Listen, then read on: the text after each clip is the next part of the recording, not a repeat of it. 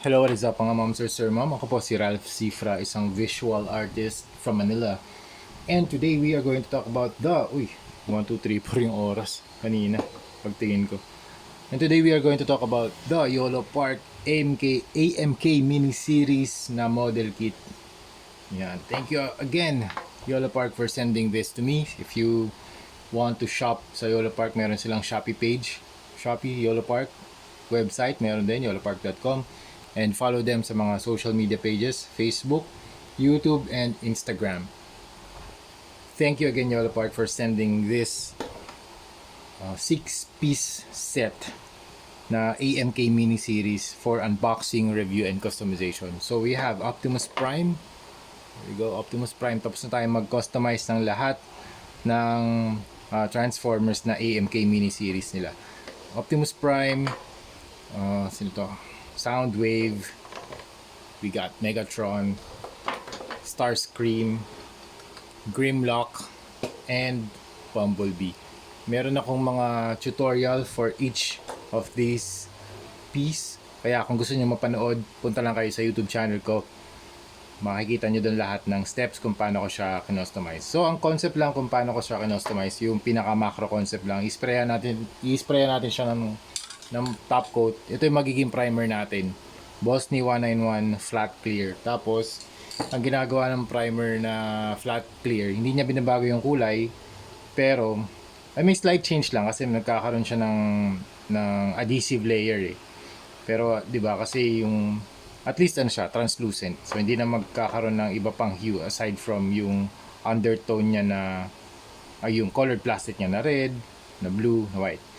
So, kailangan natin yun para magkaroon ng adhesive layer para lahat ng paints na i-apply natin kakapit sa kanya. Kakapit dun sa surface. Pag nasprayan na natin ng flat clear, mag-apply tayo ng wash. Dito kay Optimus Prime, we applied black wash.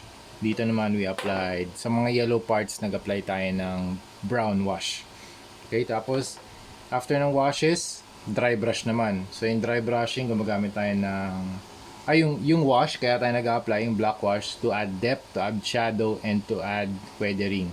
Dito naman sa dry brushing, yung reverse naman, to add highlights, to add a little bit of weathering too, and to create yung mga light parts ng armor para lumabas yung mga details ng surface.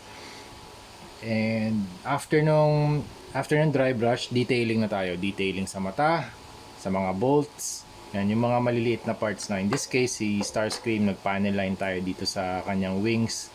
Yan, yung mga cracks, nilagyan natin ng darker color. And yung last na ginagawa natin for the customization ay yung sponge na nagdadab tayo ng mga maliliit na. Okay, nandito na rin yung mga alt hands nila. 4 na alt hands actually 6 na hands in total per piece. So Optimus Prime has 6 hands. Ito lang wala si Grimlock, wala siyang alt hands, pero everyone has 6 hands.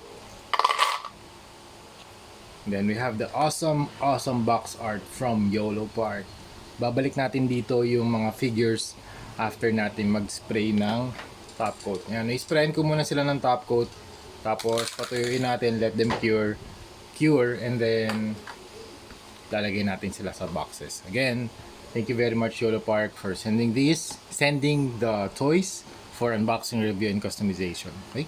I'll take some photos, I'll record some videos, upload them to TikTok, Facebook, Instagram, and YouTube.